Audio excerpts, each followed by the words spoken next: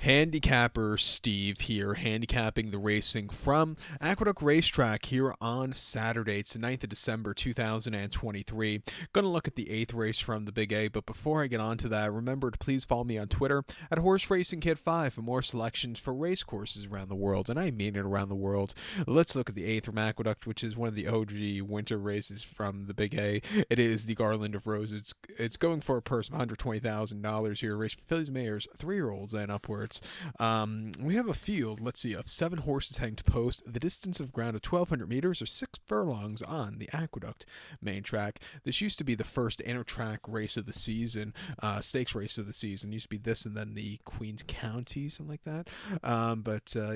The inter-track is long gone. But my top selection here, I'm going to go with the number 5 horse, if I could get my page flipped over. The 5 horse, Olga Isabella, 5-1-4-2 in the superfecta. 5-1-4-2 super. Top selection 5 horse Olga Isabella. This 4-year-old filly by Tiz now here. Brad Cox trains. Manny Franco gets to mount. The horse's most recent appearance came late October, 26th to be exact, at Keeneland.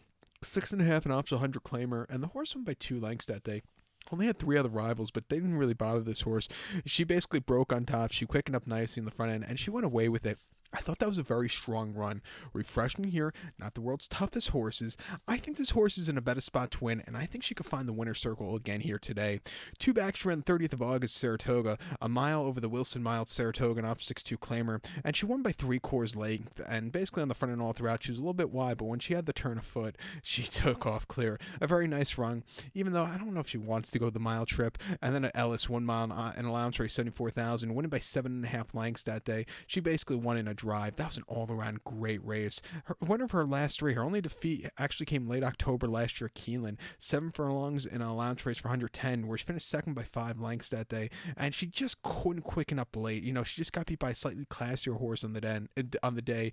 But since that defeat, she's been pretty perfect, and the buyers have been getting better. I think back to a sprinting trip is what she wants. Next logical step back to stakes quality horses.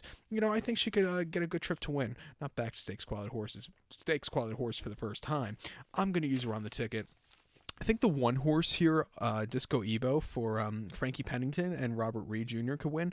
Was a winner at Parks in an allowance race on Halloween quite nicely, going 7/8, winning by a half a length on the front end all throughout off the bench. She really took off clear with an 88 buyer. It was the horse's first start since Unique Bella Stakes at Parks over the 7 in late August, and since late April, where she finished second by 2 lengths, and she just kind of hit the wall late that day.